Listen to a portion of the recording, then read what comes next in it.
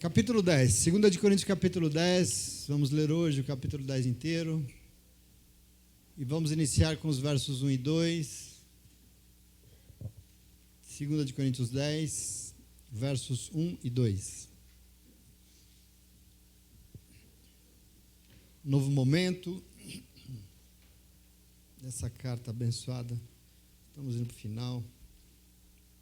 O verso 1 do capítulo 10 diz: Eu, Paulo, pela mansidão e pela bondade de Cristo, apelo para vocês, eu que sou humilde quando estou face a face com vocês, mas audaz quando estou ausente, rogo-lhes que, quando estiver presente, não me obriguem a agir com audácia, tal como eu penso que ousarei fazer, para com alguns que acham que procedemos segundo os padrões humanos. Só esses dois já está de bom tamanho. Já é problema suficiente, graças a Deus, amém? Queria convidar o meu irmão Gianluca e Companhia Limitada, que se ele não está interessado no culto, ele pode esperar lá fora, tá bom, Gianluca? Beleza? Amém? Toda reverência pequena é pouca, nós estamos louvando o Senhor, tá bom? Nós chegamos no capítulo 10 da nossa carta. E esse é um momento de Paulo colocar um pouco as coisas a limpo, assim. É um momento principalmente sobre acusações que ele recebeu de alguns da igreja sobre o seu ministério. Aqui nós vamos entrar num capítulo delicado, porque ele vai hoje falar um pouco disso. Eu lembro lá no começo, eu comentei com vocês, quando a gente começou a ler, que ele sofreu muitas acusações pessoais e ministeriais. Por exemplo, chegaram a questionar se Paulo realmente era um apóstolo. Afinal, ele não conheceu Jesus pessoalmente, né? Paulo é uma espécie de um falso apóstolo, assim, falaram isso. Chegaram a falar, por exemplo, que Paulo não fez parte do grupo dos 12, portanto, o ministério dele não é legítimo, né? Ele não é dos 12 escolhido por Jesus. Outros ainda disseram, mas prega mal esse sujeito, hein?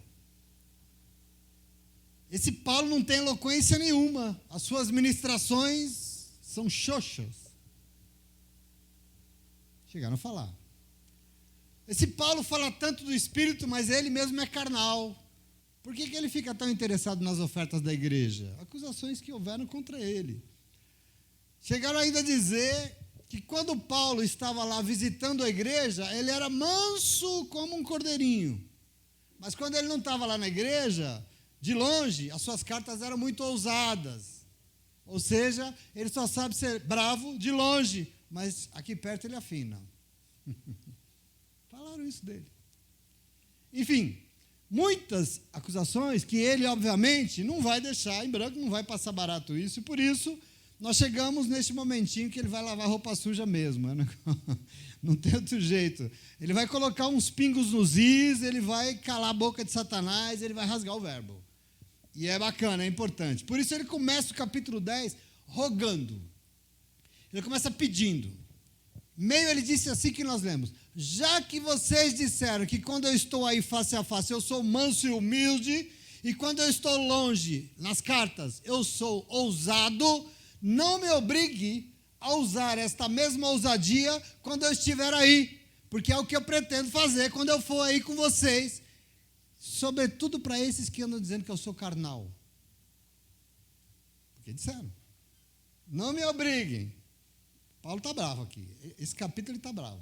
Vocês vão perceber isso.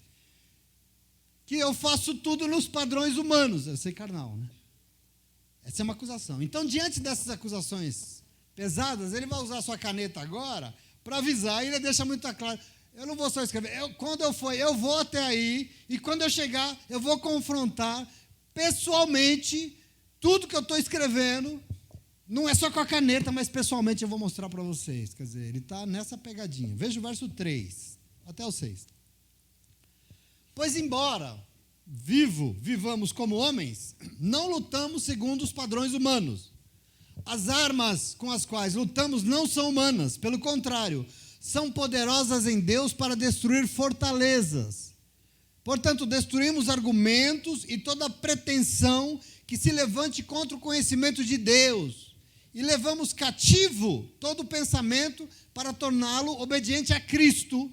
e estaremos prontos para punir todo ato de desobediência, uma vez que for completa a obediência de vocês. Né? Vamos entender aqui então. Quer dizer que eu sou carnal? Ele está respondendo a uma acusação. Ainda sendo plenamente humano, eu sou ser humano, não luto segundo os padrões humanos. Eu não luto com a carne. As minhas armas não são humanas. Ele diz, pelo contrário, elas são poderosas em Deus para destruir fortalezas. Não é isso que está escrito aí? E aqui, a imagem de fortaleza tem a ver com a presunção do ser humano que acha que se garante. Esse ser humano que acha que tem segurança em si mesmo, descartando com isso, lógico, quem? Deus. O que é uma fortaleza? Fortaleza é um lugar forte, né? O próprio nome diz. Fortaleza é um lugar onde você se refugia para se sentir seguro, certo? Fortaleza. Então veja, por isso fortaleza é onde está a sua segurança. Então, diante do problema, diante da batalha, você se refugia em uma fortaleza, e se ela for boa, você está seguro, você está salvo. Eu quero que você entenda a analogia dele. Assim, ao contrário das acusações dizendo que Paulo era carnal, ele afirma que aqueles e aquelas que têm a presunção de achar que em si mesmo está a sua segurança, que luta com suas próprias forças, que acha que é o cara, esses sim são carnais. Essa é a medida da carnalidade. Mas ele diz, eu não. Quer dizer, para ele não. Aliás, muito pelo contrário, porque ele diz, eu não tenho essa fortaleza em mim mesmo. Eu jamais acho que tenho força pessoal. Ele é muito claro que o meu braço vai me garantir alguma coisa. Por quê? Porque a única força que eu conheço, que Paulo conhece, vem de Deus. Isso para ele é muito claro.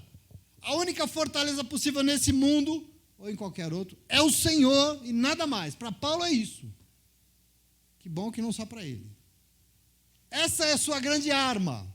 Porque ele diz, a renúncia de toda e qualquer presunção de achar que tem alguma segurança em si mesmo e jamais abrir mão de confiar no Senhor. Isso para ele é a sua grande arma. É com isso que ele enfrenta tudo. É com isso que ele enfrenta a vida. Esse é o arsenal de Paulo, que não tem nada de carnal, que é completamente espiritual. Então essa fala aqui, obviamente, é muito rica, é muito estimulante, é muito espiritual. Para quê? Para que a gente possa pensar também a nossa vida.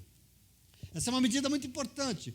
Ou pensar sobre as armas que nós estamos usando para lutar a batalha da nossa vida. Porque a vida é um enfrentamento diário e cotidiano de tantas situações, sim ou não?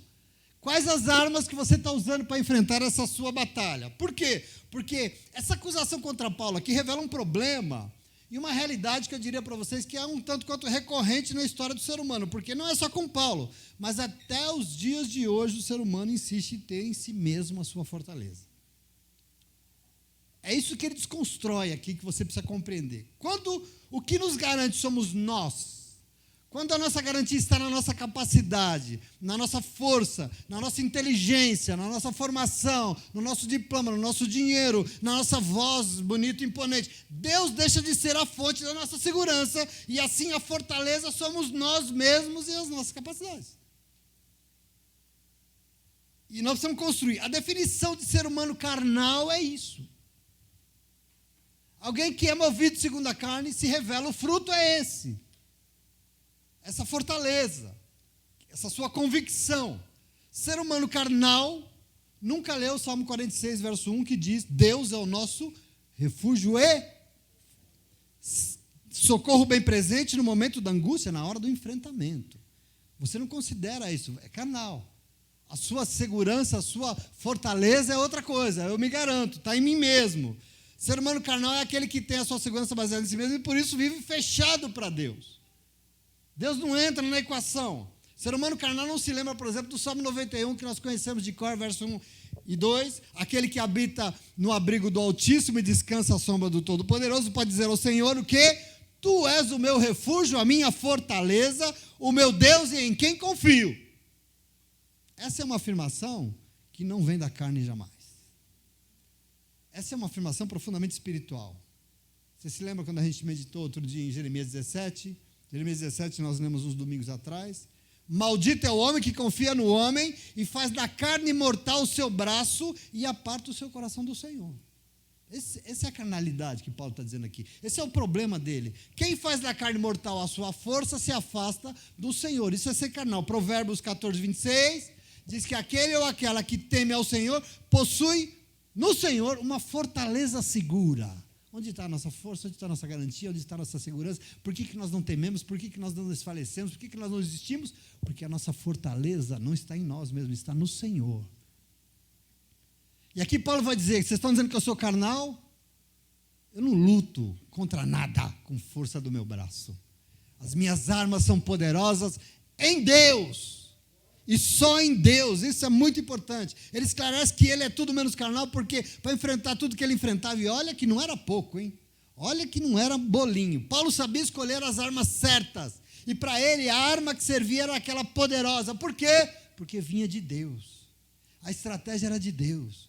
O enfrentamento, tudo que tinha que acontecer era de Deus. E ele não se achava, de jeito nenhum, forte. Ele não se achava inteligente. Ele não se achava eloquente, poderoso, nada. Aliás, acusação. Esse moço não fala nem bem. Porque a única força de Paulo era Deus. E ele sabia muito bem que Deus não se manifesta em vida de quem já é uma fortaleza, quem já se considera uma fortaleza. Aqui está uma questão muito importante para a gente entender. Isso é muito relevante. Por isso, nós não podemos ficar ouvindo indiferentes diante da palavra de Deus. Porque você pode falar, pastor, legal, entendi. Entendi não, mas a gente faz isso o tempo todo. A gente acha que a gente tem resposta, que a gente garante, que a gente faz, que a gente dá um jeito o tempo todo. E assim precisamos aprender a escolher as nossas armas. Com a sabedoria da palavra de Deus, meu irmão, minha irmã, não vai enfrentar um urso com estilingue na mão, que não vai dar certo, vai dar ruim. Nós temos que entender isso em nome de Jesus. Não ache que seu braço, e no seu braço está a sua segurança, que na sua maneira de agir, no que você acha que é melhor, porque isso é atitude de gente carnal. Às vezes a gente acha que a gente é espiritual, porque a gente faz jejum, a gente ora, a gente... Ser espiritual é ser completamente rendido ao Senhor e saber que só dele virá. Essa é a medida. Quem é templo e morada do Espírito Santo de Deus não luta as suas lutas com suas próprias forças, mas renuncia à sua força e se rende ao único que é forte de verdade. Amém? Isso é uma dimensão de ser espiritual. Ser completamente governado, entregue, confiante, sabendo que dele virá. Por que vai vir dele? Porque não vai vir de mim. A minha parte é outra. Por isso Paulo vai dizer, qual é a minha parte? Olha o que ele diz. Por isso eu destruí todo argumento, eu destruo todo raciocínio pretensioso, eu destruo toda altivez que se levanta contra o conhecimento de Deus, e levo cativo todo o meu pensamento para tornar o meu pensamento obediente a Cristo. Está vendo aqui como ele faz? Nós temos que aprender com isso, sim ou não? Arma poderosa para fazer você vencer qualquer batalha na tua vida.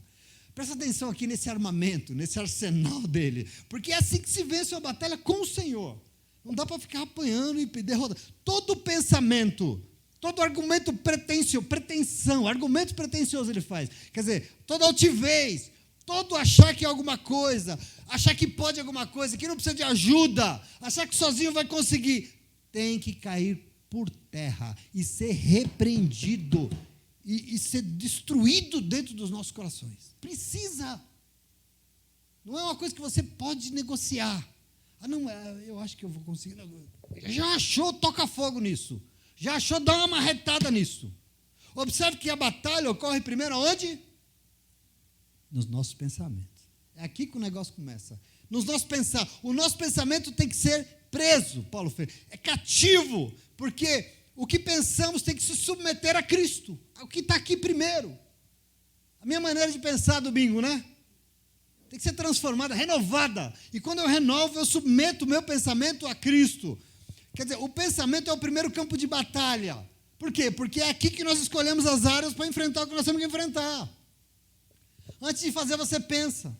E é no pensar que você tem que ver. Por isso a lógica de Paulo é assim, ó. Começou a matutar achando que se fizer de acordo com a sua astúcia, vai vencer? Se começar a pensar, não, mas olha, se eu fizer isso vai dar certo. Se você começar, por acaso, ver umas ideias mirabolantes vindo na tua cabeça, que você vai fazer, e daquele jeito, e vai acontecer, sabe o que você faz? Repreenda na hora e diz, sai daqui, Satanás. Na hora.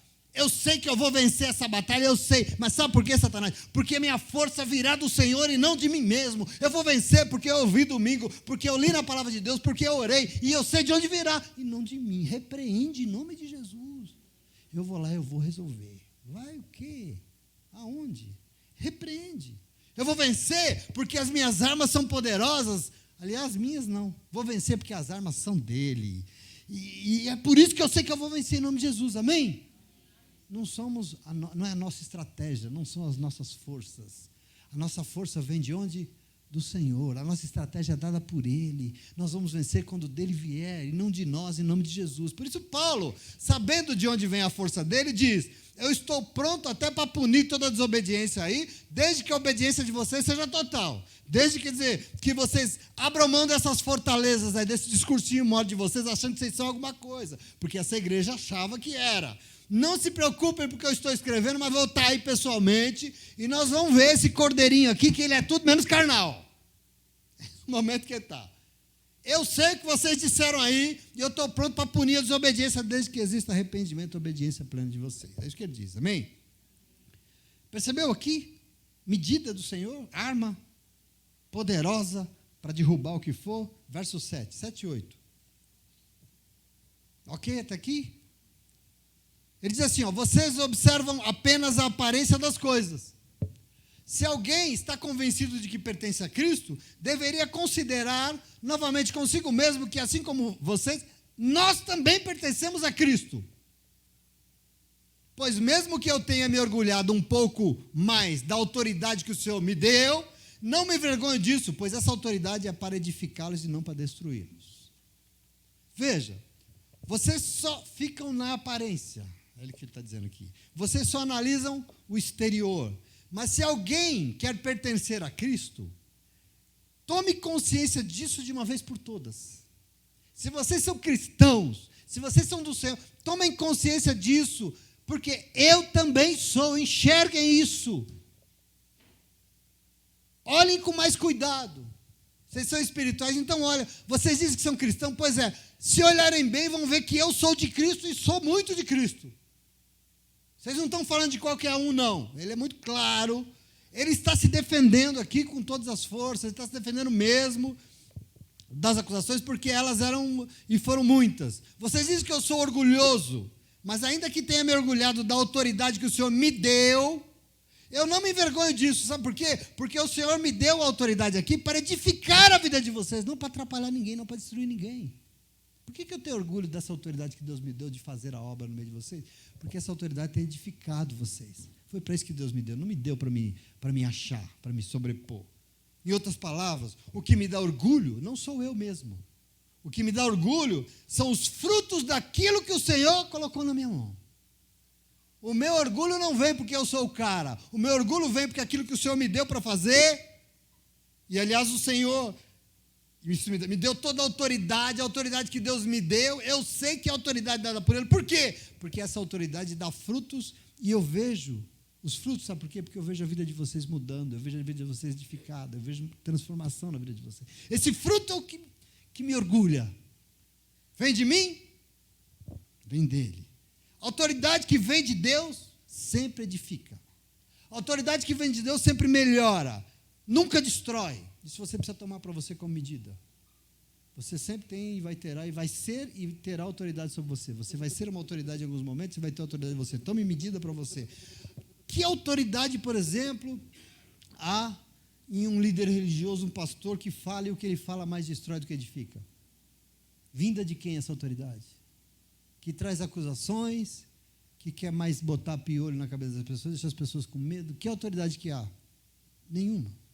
Por isso ele diz, não me envergonho da minha autoridade, pois essa autoridade veio de Deus, e eu sei que veio porque ela deu frutos e edificou a vida de vocês, não destruiu. Porque a autoridade que vem de Deus é isso. Pode repreender, pode fazer o que for, mas ela edifica, ela melhora, ela levanta, ela bota de pé em nome de Jesus, porque veio de Deus, e é tudo que Deus tem para a nossa vida. Amém? Verso 9 até 11 ele diz, não quero, 9, que pareça que eu estou tentando amedrontá-los com as minhas cartas. Pois alguns disseram, as cartas dele são duras e fortes, mas ele pessoalmente não impressiona ninguém, e a sua palavra é desprezível. Está escrito na sua Bíblia? Vocês disseram, de novo, as cartas dele são duras e fortes, mas ele pessoalmente não impressiona e a sua palavra é desprezível. Saibam tais pessoas que falaram isso, que aquilo que eu sou em carta, quando estou ausente, eu vou ser em atos quando eu estiver aí presente com vocês. Está ficando estreito o negócio. Segundo use, então, de longe, então, Paulo é duro. Longe, as suas cartas são fortes, mas ele pessoalmente é um cordeirinho. Aliás, esse Paulo não impressiona nada quando ele está perto. Nada de perto. A sua pregação é desprezível, é nula. Meus irmãos, o que é isso? Pense numa acusação terrível, pesada contra um servo de Deus que se dedica com tanto empenho na palavra de Deus. Isso aqui talvez é a pior acusação que Paulo já recebeu. Ele já recebeu de tudo. Eles já haviam dito que a pregação de Paulo não tinha eloquência, porque eloquente mesmo era Paulo. Lembra quando a gente leu a primeira carta? Eloquente mesmo era Paulo. Paulo não tem eloquência nenhuma. Paulo não impressionava ninguém. Um pouco o que eles disseram. E disseram que a sua palavra era desprezível. E eu fico pensando de quem eles estão falando. Esse negócio é duro. É difícil. Porque ainda que Paulo não fosse, talvez, um grande pregador eloquente, porque parece que ele não era mesmo. Afinal de contas, quando nós estudamos Atos 20, no versículo 9, nós lemos que enquanto Paulo pregava, numa noite, o coitado Eutico estava sentado na janela, dormiu, caiu e morreu. Né? Enquanto ele pregava.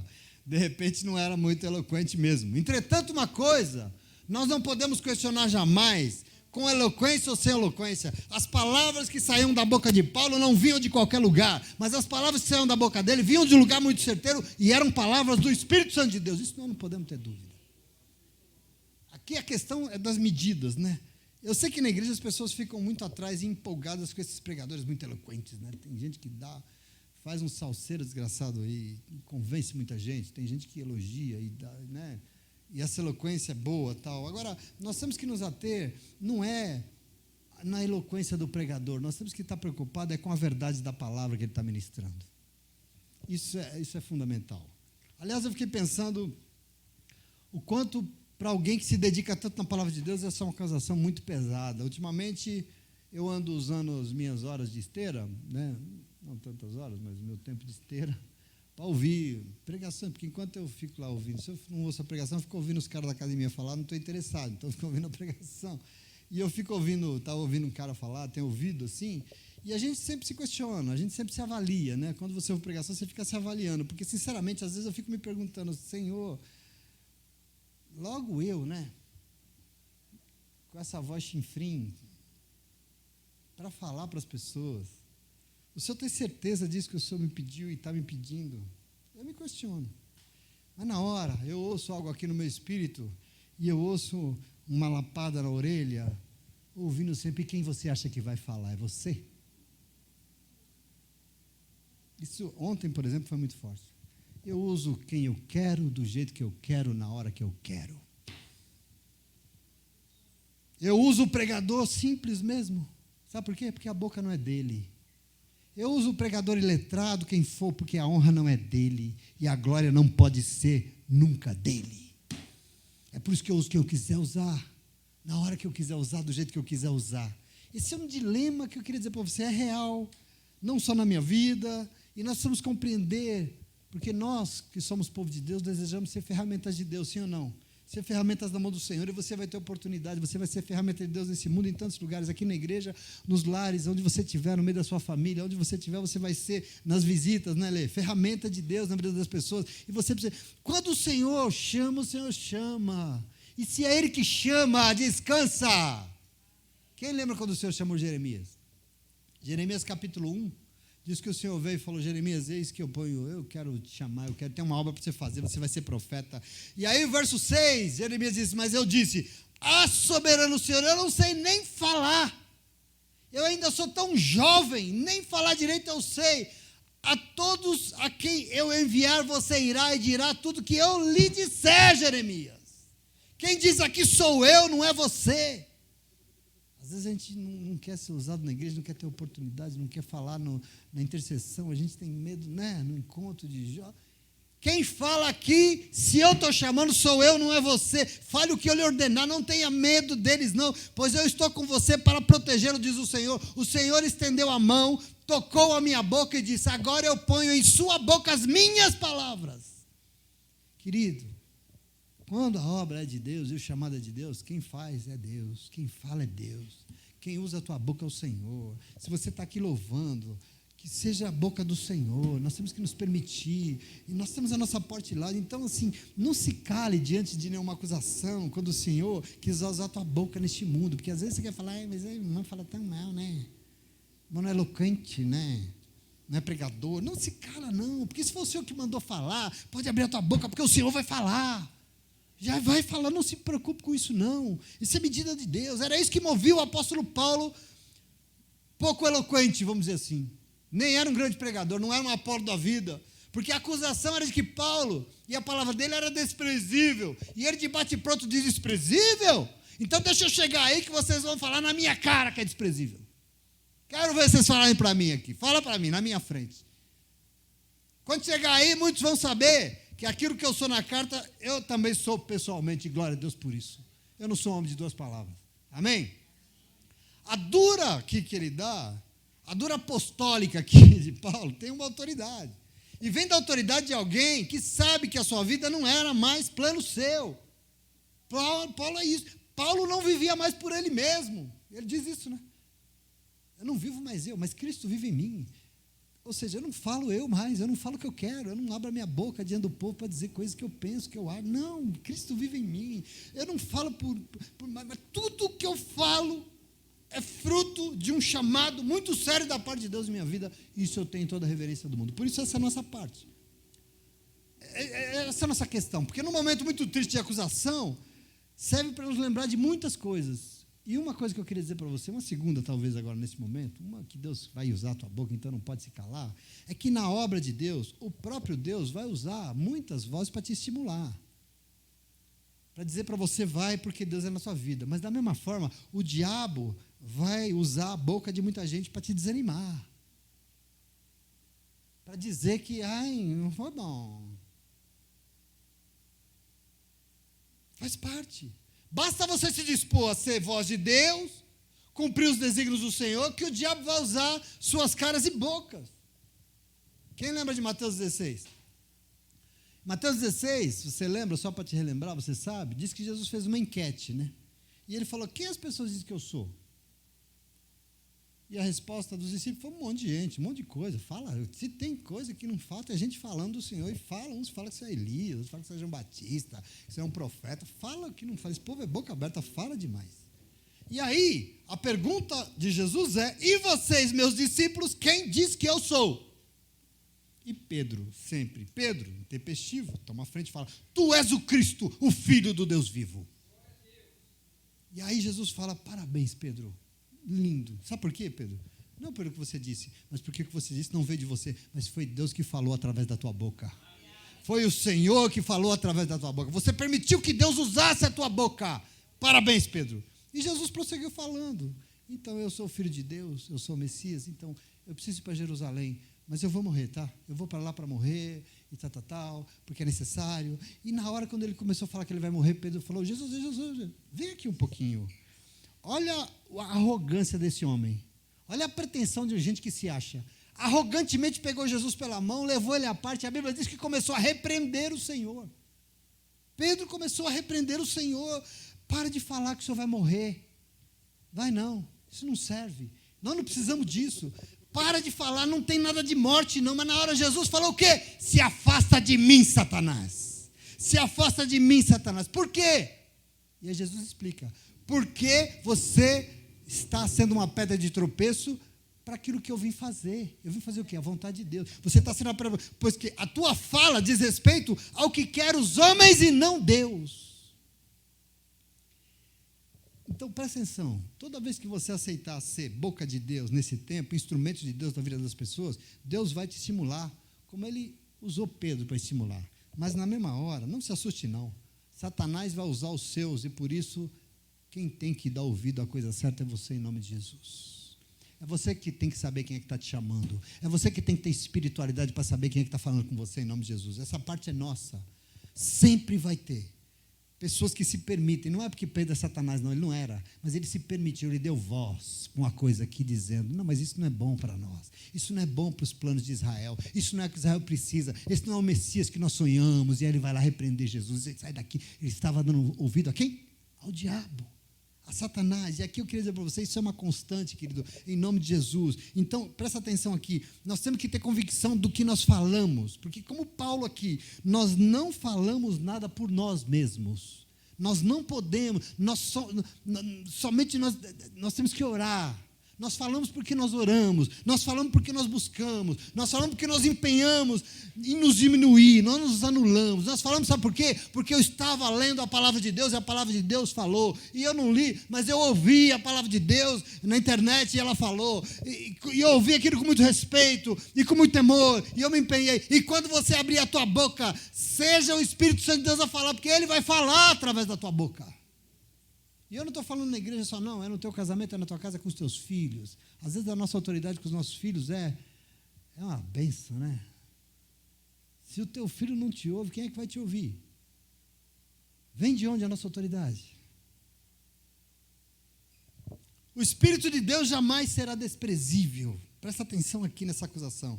E o diabo vai ter que calar a boca na tua vida, em nome de Jesus, como calou na vida de Paulo. Amém? Você entende isso? Toda autoridade existe sobre aqueles que buscam o Senhor com todo esse temor, essa reverência. Veja o verso 12. Ele diz assim, não temos a pretensão de nos igualar ou de nos comparar com alguns que se recomendam a si mesmos. Quando eles se medem e se comparam consigo mesmos, não têm nenhum entendimento, são nessos, são loucos. Não temos a intenção de ser igual, comparar com pessoas que recomendam a si mesmas, ou seja, pessoas que se elogiam a si mesmas, gente altiva, gente que se acha o escolhido, o eleito de Deus, o abençoado. Gente que se elogia a si mesmo já perdeu o juízo, Paulo fala. Você não sabe o que está fazendo. Na sua defesa, e aqui nós vamos começar, porque aos poucos Paulo vai, no capítulo 11 você vai ver isso, comparar o seu ministério com outros que ele vai chamar de falsos apóstolos. É impressionante como a Bíblia Sagrada é hoje. Vocês vão ler o capítulo 11 comigo, ele vai falar de falsos apóstolos. Você conhece falso apóstolo? Lá, há 2000 anos, não, está cheio por aí. Né? Vou ler o verso 13 até o 18, para a gente indo para o final já. Ele diz assim, ó, nós, porém, não nos gloriamos além do limite adequado, mas limitaremos o nosso orgulho à esfera de ação que Deus nos deu, que Deus nos confiou, que alcance inclusive vocês. Não estamos indo longe demais de nosso orgulho, como seria se não tivéssemos chegado até vocês, pois chegamos a vocês com o Evangelho de Cristo. Da mesma forma, não vamos além dos nossos limites, gloriando-nos de trabalhos que outros fizeram. Nossa esperança é que, à medida que for crescendo a fé que vocês têm, nossa atuação entre vocês aumente ainda mais, para que possamos pregar o Evangelho nas regiões que estão além de vocês, sem nos vangloriarmos de trabalho já realizado em território de outro. Contudo, quem se gloriar, glorie-se no Senhor, pois não é aprovado quem a si mesmo se recomenda, mas aquele a quem o Senhor recomenda. Veja, nós não perdemos o juízo ainda. Por quê? Nós não nos gloriamos além do limite. Não elogiamos o nosso trabalho para além do adequado. E a pergunta é, o que é adequado, né? Para a gente considerar. Qual que é o limite? Não é? O que nós temos que considerar? Aquilo que nós fazemos porque Deus nos confiou. Esse é o limite. Onde é que está o limite daquilo que eu tenho que falar? Não, isso que eu estou falando está certo, isso que eu estou fazendo é bom. Eu tenho que ter até esse orgulho santo. Eu estou nos limites daquilo que Deus me mandou fazer, aquilo que Deus confiou em minhas mãos. Significa que Paulo só enaltecia a si mesmo apenas em uma coisa, no quê? Naquilo que Deus mandou ele fazer, e mais nada. Ele só se enaltecia em pregar o Evangelho de Cristo e em mais nada. É isso que ele diz aqui. Eu fui aí, e o meu orgulho é que eu fui aí e eu só preguei o Evangelho de Jesus Cristo para vocês e mais nada. ser boca de Deus na terra. Aqui está a razão do meu orgulho, está a razão da minha. Então, eu não ultrapasso os meus limites são determinados por Deus, aquilo que Deus mandou fazer, e isso eu não vou abrir mão, isso eu vou defender, isso eu não vou, jamais. Só aceito o reconhecimento do trabalho que Deus fez através de mim. Por quê? Porque eu não quero glória de trabalho de outros, e ainda esse reconhecimento que eu faço, eu quero que seja dado glória a Deus e não a mim mesmo. Isso é muito importante, isso é fundamental. Paulo é muito enfático aqui no cuidado de jamais ultrapassar no orgulho, na maneira de confiar em si mesmo. Ele refreia os seus pensamentos, ele fala, opa, repreende, sai daqui, capeta. Ele está sempre, sabe quando você acha, nossa, ficou tão bom isso, né? Ou quando você recebe aquele elogiozinho furado, eu fico invocado quando eu recebo elogio. Nossa, você faz isso tão bem. Sai daqui, capeta. Então, nada além daquilo que Deus espera. Portanto, qualquer glória, qualquer elogio, qualquer reconhecimento que há de haver na igreja do Senhor, seja dado a Deus. Seja dado a Ele e mais ninguém. Veja, contudo, quem se gloriar, glorie-se no Senhor, pois não é aprovado que a si mesmo se recomenda, mas aquele a quem o Senhor recomenda. E o Senhor, para recomendar, para dizer, esse aí é meu servo, esse é o meu filho amado, essa é a minha filha amada, nós precisamos estar nesse limiar de agirmos de acordo com o que o Senhor espera de nós. Servo e serva de Deus não recomenda a si mesmo.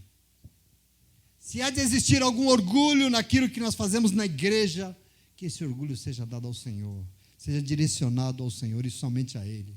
Se existe alguma exaltação no que fazemos na obra de Deus, toda a glória tem que ser dada a Deus. Toda, querido, querida, bota isso no teu coração. Deus te encheu de talentos.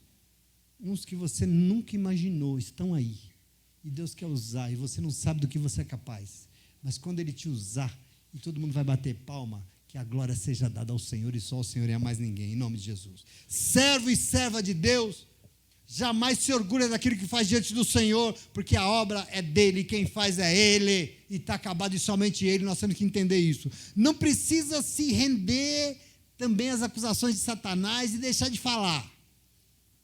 Não precisa deixar de fazer a obra, não, pelo amor de Deus, porque o diabo sempre vai falar para quê? Para impedir aquilo que Deus quer fazer através da tua vida e na tua vida. Ele vai falar para te impedir, mas também não pode se recomendar a si mesmo, não pode achar glória no seu ministério, não pode achar que é bom demais aquilo que você faz na obra de Deus. Por quê? Porque se existe alguma glória na obra de Deus, essa glória tem que ser dada ao Senhor e só a Ele. Você pode ser o mais renomado pregador do mundo. Tudo aquilo que você consegue nessa terra, a glória tem que ser dada ao Senhor. Você pode ser uma pessoa famosa, uma pessoa que deu tudo certo na tua vida, que você é bem sucedido, que você tem tudo que você precisa, que você pode ser o que você for, reconhecido, respeitado pelos outros. Toda a glória da tua vida tem que ser dada ao Senhor. Isso é muito importante em Paulo e em nós. Não sou eu, não é você, não é ninguém. Não é o Papa, não é o bispo, não é o apóstolo, não é o pastor, não é o líder do ministério. Se alguém quer algum reconhecimento, alguma glória, dê glória a Deus em primeiro lugar. Ele que nos amou primeiro. Dê glória ao Senhor, que tem nos dado a honra de usar a nossa vida e nos dado a honra, essa honra maravilhosa, em nome de Jesus. A Ele cabe toda a glória. Isso é muito importante, porque eu falo isso com consciência que nós vivemos um tempo de uma igreja evangélica cheia de personalismos, né? A nossa igreja é a igreja cheia dos figurões, né? A gente fala da igreja católica, mas a igreja católica tem o Papa, né? Nós temos 700 mil papas por aí na igreja evangélica. Né? A gente é cheio dessas personalidades. A igreja é cheia de super apóstolos, super estrelas, super isso, super aquilo. Gente rica, gente famosa, gente que tem muita grana, cheia de glórias terrenas. Igreja evangélica anda. Um dia tem uma matéria no UOL, eu não consegui ler, que é só para assinante, eu sou fura-fila, mas essa coisa de que a igreja evangélica pop, um pastor desse famoso, igreja evangélica hoje é pop, e igreja pop é cheia de popstar, né? Aliás, na faculdade tinha um termo que é o pop store, né? Popstar, né? Muita fama, muitos seguidores na internet, muitos holofotes e muita evidência, e está bombando no TikTok. Né, Pedro? Evangélica.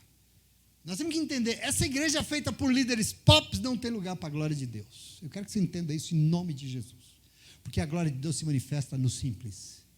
em quem renuncia, em quem abre mão e usa a sua simplicidade, a sua humildade para permitir que a glória seja dele. Se a igreja já brilha demais, não tem lugar para o brilho do Senhor.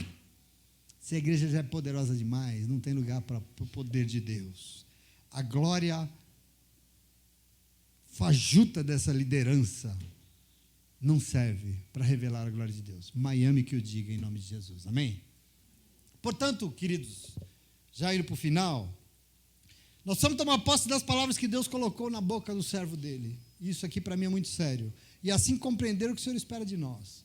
Nós lemos a Bíblia, nós lemos capítulo a capítulo para compreender esses momentos e que você possa ler de novo o capítulo 10 na tua casa e vai tomando isso. O Senhor, nós estamos falando de um homem que o Senhor derrubou no chão lá em Damasco, jogou ele no chão. Por quê? Deixou ele cego porque ele era muito altivo. Paulo, altivo. Paulo era obstinado, eu lembro que eu falei isso para vocês no começo da leitura. Era cheio de si mesmo. E o Senhor derrubou ele no chão para que usar a vida dele. Mas antes de usar, Deus teve que mostrar para Paulo o quanto custa ser um vaso de barro para conter o nome do Senhor. Eu vou mostrar para ele o quanto custa ser um vaso usado pelas minhas mãos. Custa, mas toda a glória e toda a honra vem do Senhor. E o Senhor faz coisas maravilhosas. Até hoje, Paulo é esse homem. Todo enfrentamento da sua vida, todas as batalhas, todas as acusações diabólicas, tinham um único intuito: impedir que Deus enchesse o vaso e usasse o vaso. E o diabo vem para isso, para acusar, para falar, para desanimar. E olha, muitas dessas coisas Deus permitiu na vida dele. Por quê? Sempre para fortalecer ele no propósito que Deus tinha para a vida dele. Então eu quero que o Senhor tome posse disso nessa noite em nome de Jesus. Eu não sei quanto ao seu, o meu tombo foi grande. Se eu paro para pensar, eu não gosto de pensar. O meu tombo foi grande. Doeu.